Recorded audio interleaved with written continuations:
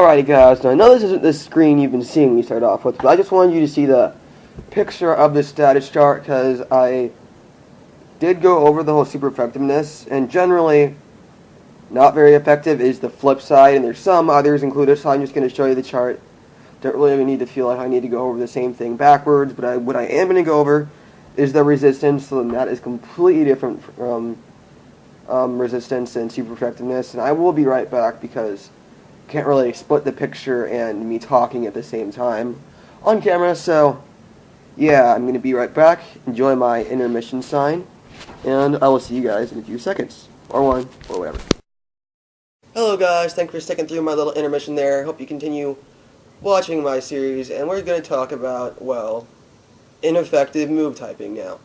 There's a few of these, and sometimes they can be avoided, sometimes they can't, and then sometimes some moves of that type actually do hit, like status moves, and sometimes they have no effect.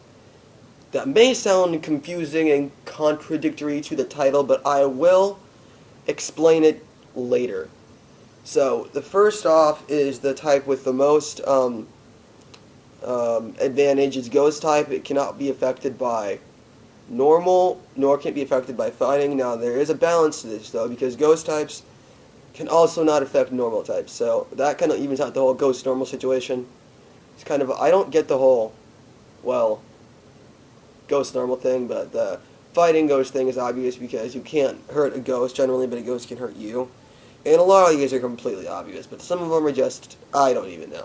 So, next one is electric and ground. That's the obvious one because electricity always goes to ground, which is also why ground is super effective against electricity, and you should already know that if you watched my previous video. Now, speaking of ground, it is not effective against flying for obvious reasons, because birds don't need to touch the ground, ergo they can't be hurt by ground-type moves, and I really don't get that, honestly, because mud shot can hit birds, can it? It's not like it's stuck to the ground or anything, but that's just how it is, so I guess you'll have to deal with it.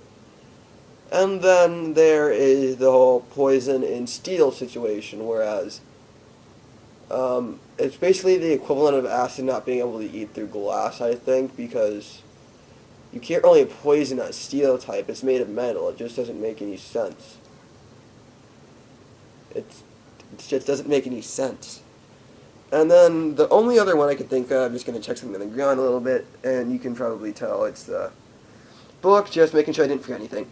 And the last one is Psychic and Dark, and they are, Psychic doesn't work on Dark, where Dark is super effective against Psychic. Again, I don't know why. Maybe it's because, like, Dark forces anything. Maybe it's because Psychic isn't just in generally overpowered, because if you've ever seen it in the anime, if it was actually used correctly, it would be the most powerful type in the game, even more powerful than dragons, because although dragons are fast, well, Psychic, have you ever seen Psychic in Confusion? Confusion apparently can reflect attacks, and Psychic can stop the opponent from moving. I don't even know how that works. Pokemon logic in generally sucks, and I'll probably be doing a video on that later. So, now on the status moves, ground types cannot be paralyzed by electric type moves, like Thunder Wave, and that's really the only one you can use. And, well, Yawn works on ghost types, I do think, and Destiny Bond works on normal types.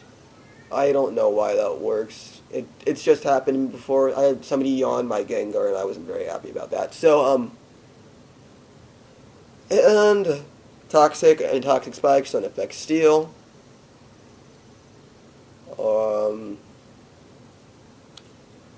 Sand Attack would affect flying types unless they have the ability Keen Eye, which they generally do.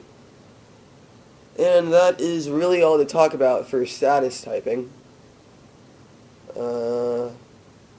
Next video will be getting to the more interesting and slightly a little bit more important than this stuff. I just really need to cover the basics, because some people just don't know and it's hard for them to understand. Some people figure it out just by playing the game. So just in case, I do have the chart at the beginning of the video if you need to look at it again. It's kind of obvious. I'm pretty sure you can figure it out. So, see you guys in the next video, and I will talk to you later.